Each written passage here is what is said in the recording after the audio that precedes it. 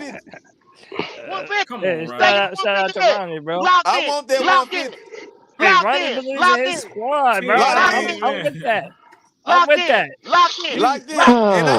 And I gotta give it to you Locked in. personally. I gotta come and give it to you personally. 150. Locked in. Locked Locked in. in. We locked Locked in. Oh my God, we won't see Ronnie no We damn will more. never see Ronnie. Once we get about week 7, you won't see Ronnie ever again. 10 wins, Ever 10 again. wins, Ronnie, and the hey, division. hey, hey, MDJ, And the his name gonna division. be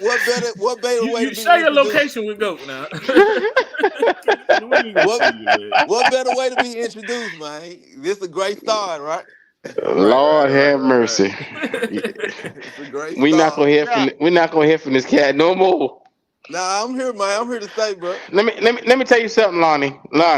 I had a motherfucker come up on this show last year and told me Bryce Young was gonna be the best quarterback we ever seen, and I ain't seen that nigga since.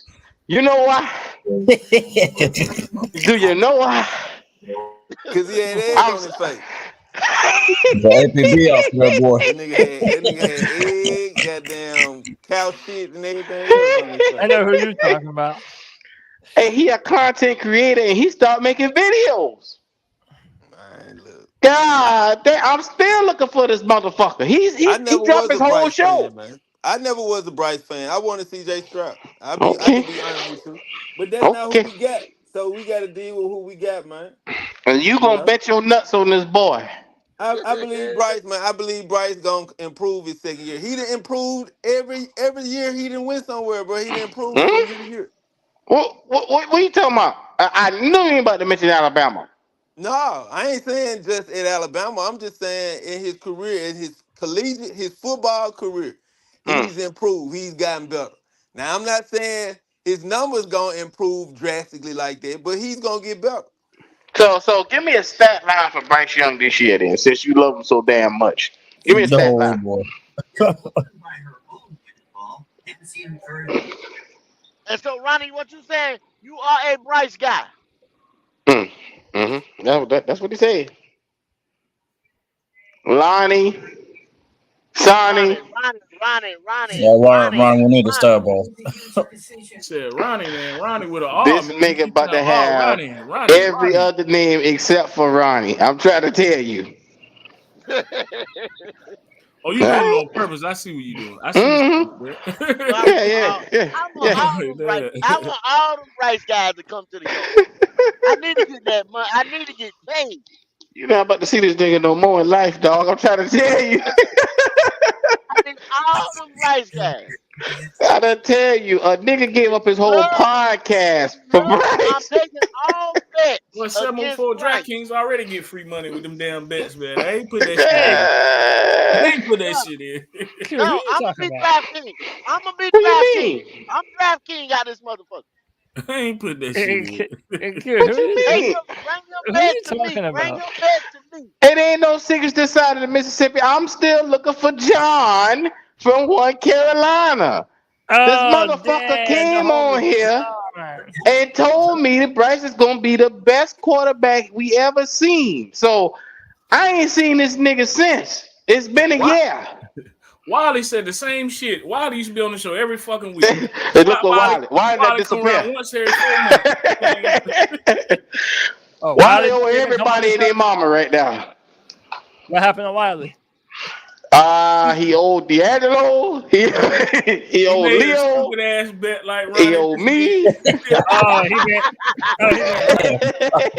He said that Terrence Marshall Jr. was gonna have 850 yards, and he had it. So I'm waiting on my jersey. Cody. In the middle of the season, around week 8, he bet somebody that Bryce Young was gonna catch CJ Stroud in passing yards. In the middle of the season, CJ lighting it up. You see? Crazy shit. Oh, you see? In the middle of the season. Germany must have some good ass drugs or something, dog. I'm just Bryce saying. Young be ruining nigga lives. Is what he be doing. Yeah, people lives. I want to get some of these people evicted. I want to bet money where they can't pay their light bill. I'm gonna tell you right now, you ain't gonna hear from that nigga Lonnie no more. You see, he done realized he fucked up. That's why you ain't hear no more from him. He fucked up. 10 games. Word. I want that Bryce Young light bill money. So you can sit in the dark with him and think about it. The dumb shit you just did. I just bet on little motherfucker.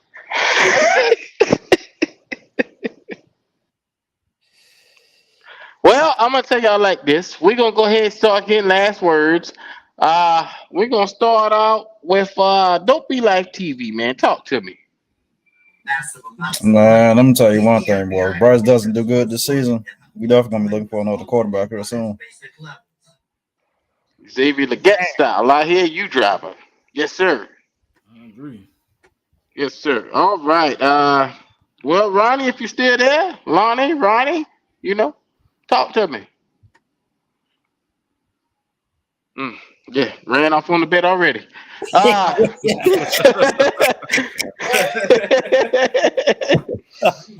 It's all good. I didn't expect you to pay anyway. Who we got here? Cody C3. Yes, sir. Oh, you want me to say something? Okay. Yeah, man. Hey, man. Yeah, man. So, one, hey, I want to give a shout out to Xavier Legette. Man, he was cool enough to shout us out. He shouted out C3 Panthers Pod on a video, bro. We played it. That shit was dope as hell, man. So, yeah, that's my new favorite player, man. I'm all the way biased. I don't care. I'm an Xavier Legette fan. I really like the additions that they've made. I always love the opportunity to come in here and tell Q that he's shaking his titties because it makes me feel better about my day, and I can't hide that. So it is what it is. And shout out Black Hat Panther Podcast. Y'all know I fuck with y'all. I might go on extended hiatuses, but shit, I always got love. I'm a busy man. But hey, man, hit the like and subscribe. Everybody, y'all know, do them thumbs up for the content, and check us out at C3. Yes, sir. Yes, sir. Shout out to Cody Lack with C3. Whenever I call him a stupid motherfucker, I am not referencing his his knowledge. I'm referencing that moment he had. So it's okay for us to all have moments. Please don't anyone take me too seriously. And to anyone that's sitting in a chair, please don't get offended by anything I say to Cody. I'm offended by everything you say, goddammit. I'm pretty sure you are. Big time offended. Big time. Boy, fucking with Cody, you will lose about 20 subs in one show when he come up in this motherfucker. Hey, real talk. Y'all really lost some subs? The last couple times fucking with you, your wheelchair community is very sensitive, nigga. God damn. Oh, bro, C3 squad up. You know what I'm saying? Like, hey, I always disarm the boys, and I'm like, hey, if I thought I was being bullied or picked on, I promise you I wouldn't come on this bitch. I like to talk some shit. So don't get mad at you.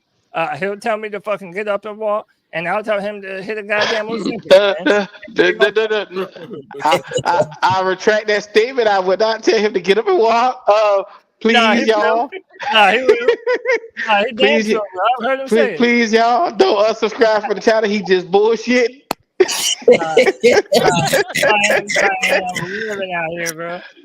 I'm not fucking with Cody today. I'm not losing subs messing with you. It's all good. You'll get it back and get it back. Okay. MTJ. Hey, look, man. Last words. I don't be having too much to say, man, because they're my last words. I'll probably be on one of the next shows, if not the next one after that, somewhere along the way. But just hit the like button, subscribe if you ain't, man. Check out the other channels: Tailgate Experience, Mudding Outlaws, and Carolina Logic. Check all three of them joints out, man. Good show. I enjoyed it, man. I had fun. Goat was fucking wrong. I was fucking right. Damn. Yeah. And don't even get his last words, man. His last words should have ended when he told me that bullshit all day earlier. You got damn. it. You got it. You got it. Yeah, go. No, he was wrong on that one, bro. Dang. They on your ass, Go. Go ahead, go. Talk to them. Shout out to MDJ. Fuck you. Black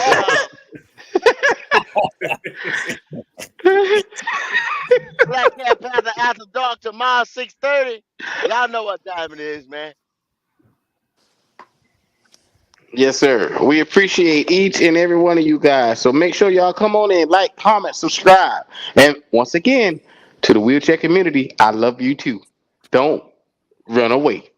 I mean, you motherfucker. God damn. Oh, shit. I'm God offended. damn. I'm offended. Everybody unsubscribe, goddamn. What the fuck? Fuck y'all. Bye.